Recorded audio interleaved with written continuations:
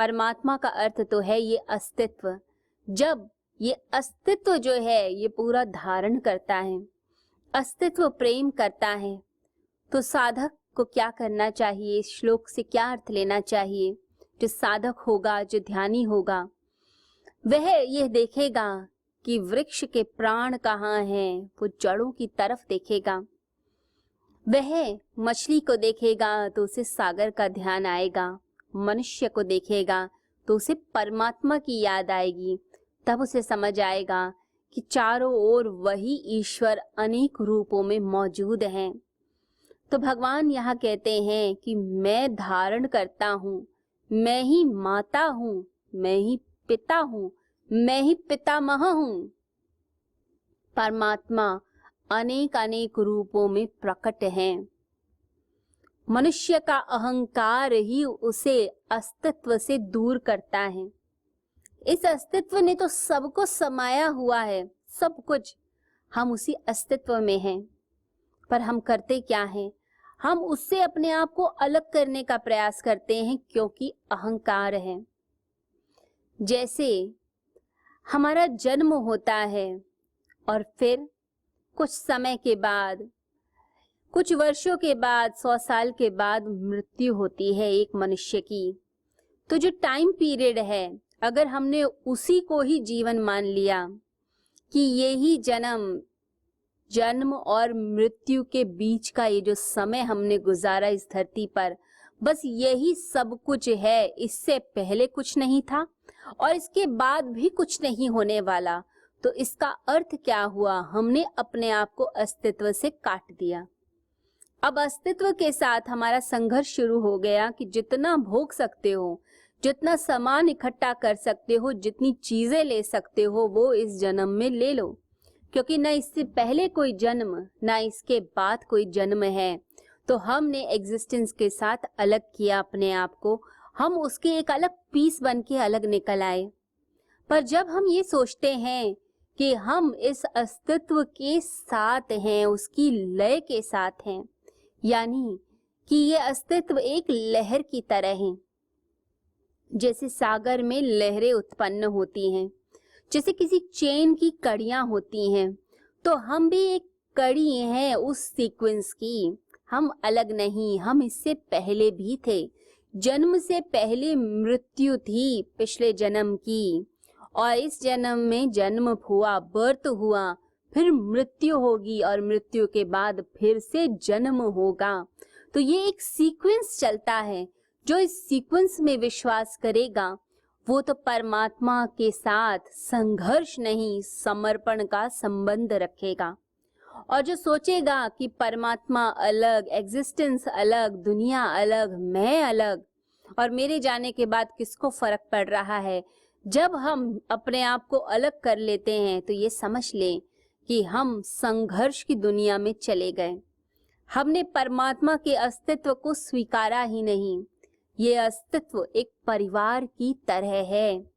जैसे एक इकोसिस्टम होता है, जैसे जंगल में वृक्ष की भी जरूरत है, सनलाइट की भी जरूरत है, जल की भी जरूरत है, छोटे छोटे पौधों की जरूरत है, छोटे छोटे जीव जंतुओं की जरूरत है, फ्लाइज की जरूरत है, मॉस्किटोज की भी जरूरत है, चूहों की, बिल्ली की, सभी जीव जंतुओं की जरूरत है, क्योंकि सब एक दूसरे के ऊपर डिपेंडेंट हैं। ये चक्र चलता है, इकोसिस्टम। तो जो सिस्टम है ये भगवान ने बना रखा है कि हम सब परिवार हैं, और एक भी कड़ी हिली, एक भी चीज हिली तो पूरी सिस्टम खराब होगा, इकोलॉजी हमारी खराब होगी। तो जब इकोसिस्टम खराब होता है तो परमात्मा का ये जो विस्तृत सिस्टम है, पूरे यूनिवर्स के अंदर जो एक सिस्टम बना रखा है प्रभु ने, वो एक दूसरे के सहारे, एक दूसरे के भरोसे चल रहा है। यानी एक व्यक्ति ये नहीं कह सकता कि मैं दूसरे से अलग हूँ। हम सब एक दूसरे के ऊपर हैं, एक दूसरे पे निर्भर हैं, और एक भी कड़ी हमने निकाल दी तो पूरा सिस्टम हिल जाता है। तो परमात्मा हर जगह है, वो माता भी है, वो पिता भी है, वो पितामह भी है, वो वृक्ष भी है, वो बीज भी है, वो फ्लावर भी है, वो ब्रांच भी है, वो सब कुछ है। बस उस परमेश्वर को हमें याद करना है। चैप्टर 9 के अंदर प्रभु की महिमा का बहुत बखान है। इसमें परमात्मा कहाँ कहाँ है ये सब कुछ बताया गया है। श्री हरि की महिमा बताई गई है कि वो कहाँ कहाँ पर मौजूद है, किस किस रूपों में है। वही पिता बनकर आए, वही माता, वही पितामह, सब रिश्तों के अंदर वही प्रभु हैं। परंतु अहंकार वश हम अपने आप को अलग करते हैं, हम नहीं मानते उसके अस्तित्व को। जैसे एक लहर उठती है सागर से, लहर ये सोच सकती है कि ये सागर मुझे वापस नीचे खींचना चाहता है, मैं ऊपर आसमान में उड़ना चाहती हूँ और ये मुझे वापस खींच रहा है। तो ये लहर का अहंकार है जो कह रहा है। लहर बिल्कुल अलग नहीं है सागर से, वो सागर का बढ़ा हुआ हाथ ही है। तो लहर है ही सागर, सागर का ही हिस्सा है, अलग नहीं। तो जब हम अलग मानते हैं तब परेशानी आती है। तो समस्त रूपों में परमात्मा मौजूद हैं। परमात्मा इस श्लोक के अंदर बताते हैं कि मैं ओमकार हूँ, पवित्र ओमकार। ये ओमकार की ध्वनि कैसे सुनाई देती है? ये ओमकार की ध्वनि सब जगह है, पूरे विश्व के अंदर है। ये नाद है जो सुनाई देता है चारों ओर, परंतु हम क्यों नहीं सुन पाते इस नाद को? कहते हैं कि ये सूर्य भी, ये चंद्रमा भी, ये पृथ्वी भी, ये वायु भी, ये समस्त भूत सब ओमकार का ही उच्चारण कर रहे हैं। हमारा ये शरीर भी ओमकार का उच्चारण कर रहा है। सभी एटम्स, मॉलिक्यूल्स, सभी में वो ओमकार है। परंतु हम क्यों नहीं सुन पाते? हम इसलिए नहीं सुन पाते क्योंकि हम इस साकार जगत से जुड़े हुए हैं, पदार्थ से जुड़े हुए हैं। जब तक हम इन जड़ पदार्थों से ऊपर नहीं जाएंगे, मन से, शरीर से, बुद्धि से, इन जड़ तत्वों के ऊपर उस आत्म तत्व पर हम जब तक नहीं पहुंचेंगे, उस निराकार में लीन होना नहीं सीखेंगे, उस शून्य में नहीं पहुंचेंगे, तब तक हमें ओमकार की ध्वनि सुनाई नहीं देगी। ओमकार की वह ध्वनि, वो नाद, वो अनाहद नाद सब जगह है, सारे वायुमंडल के अंदर है। तो उस ओमकार को सुनना, उसके लिए क्या किया जाए? कहते हैं कि ये मैन मेड ध्वनि नहीं है, यानी कि मनुष्य द्वारा निर्मित नहीं है, ये अनाहद है। देखिए जितनी भी साउंड्स हैं इस दुनिया के अंदर, वो प्रोड्यूस की जाती है फ्रिक्शन से। जैसे ताली बजानी हो, दोनों हाथों को आप मिला लीजिए तो एक साउंड प्रोड्यूस होगी। जब हम बोलते हैं तो हमारे भी जो वोकल कॉर्ड्स हैं, जो मसल्स हैं, एक दूसरे से टकराती हैं, साउंड प्रोड्यूस होती है, एयर के साथ फ्रिक्शन होता है। तो ये साउंड प्रोड्यूस होगी जब भी फ्रिक्शन होगा। तो जब आहत किया जाता है, फ्रिक्शन होता है, तब साउंड प्रोड्यूस होती है इस संसार की।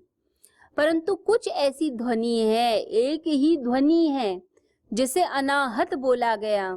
हमारे ऋषि मुनि तपश्चर्या करते करते इतनी गहरी रिसर्च करते थे मानव पर, इतनी गहरी रिसर्च होती थी अध्यात्म के ऊपर, हमारी आत्मा पर, यूनिवर्स की एनर्जीज के ऊपर, साउंड्स के ऊपर, कि वो सब ज्ञान ऊपर से उतरता था और वो ज्ञान हमें और गहराइयों में लेकर जाता था।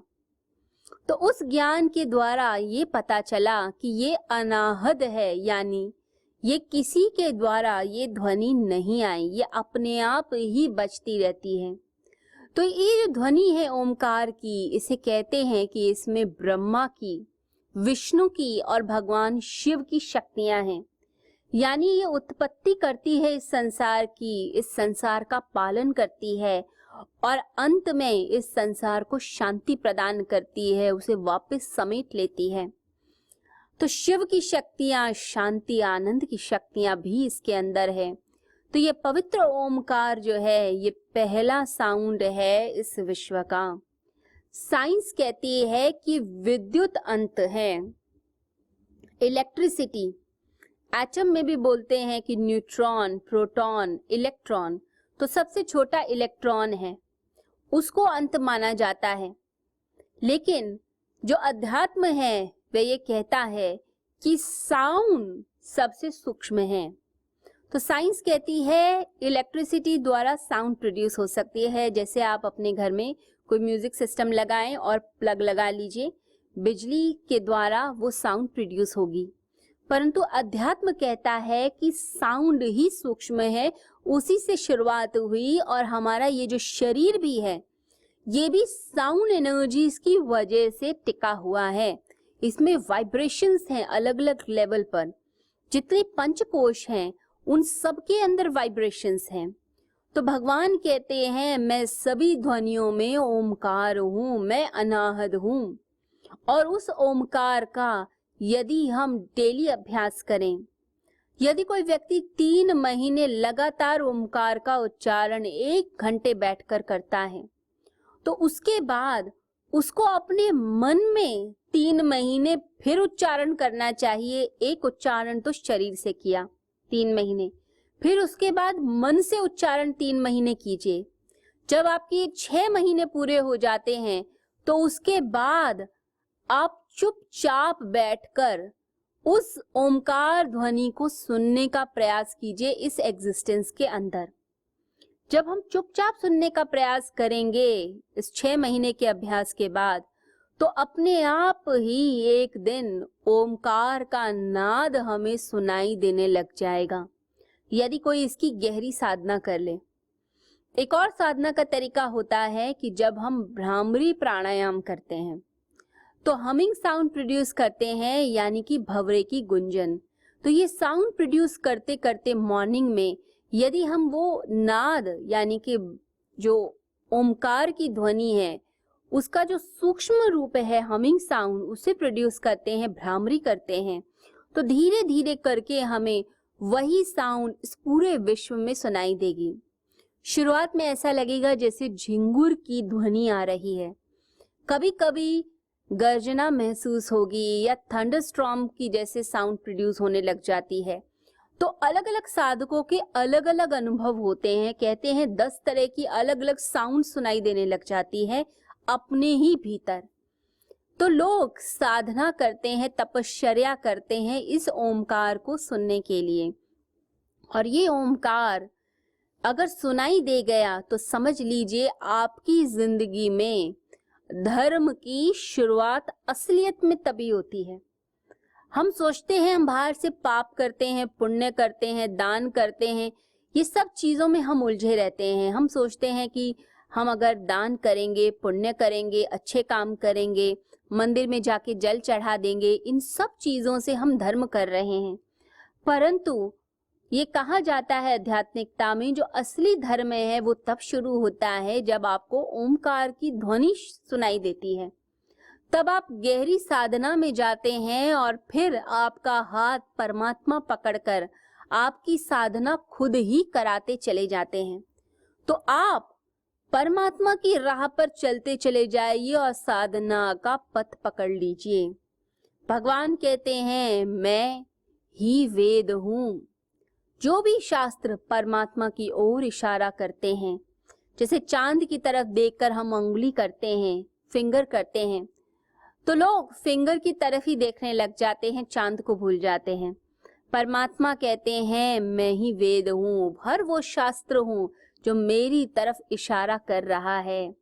तो यदि हम परमात्मा को ही पकड़ लें, उनकी हर रूप में उसे ही देखें, अपने माता में, पिता में, इस जगत में, इस पृथ्वी में, सब जगह, और यही महसूस करें कि उसी ने हमें धारण किया हुआ है, वही ओमकार है, वही ध्वनि है, तो समझ लीजिए हमारी जिंदगी में एक अलग ही चेंज आने लगेगा, ट्रांसफॉर्मेशन आने लगेगी और हमारी जिंदगी बहुत ही सुंदर और सुखमय हो जाएगी। नवजीवन साधना। क्या नकारात्मक विचारों को मन में आने ही न दें? ये हमारे वश में है? क्या तनाव की जड़ें मन में उपजेंगी ही नहीं अगर निरंतर ध्यान साधना को जीवन में शामिल कर लिया जाए? आध्यात्मिक जगत में परमात्मा की अनुभूति के साथ क्या सांसारिक जगत में भी प्रसन्नता, सफलता, संबंधों में आत्मीयता, धन ऐश्वर्य का सपना सच करती है नवजीवन साधना? तो इसका जवाब है हाँ। इस कल्पना को साकार रूप देने का संकल्प है गुरुवर श्री सुधांशु जी महाराज व श्रद्धेया अर्चिका दीदी द्वारा भक्तों को ध्यान साधना की एक और अनुपम भेंट, नवजीवन साधना।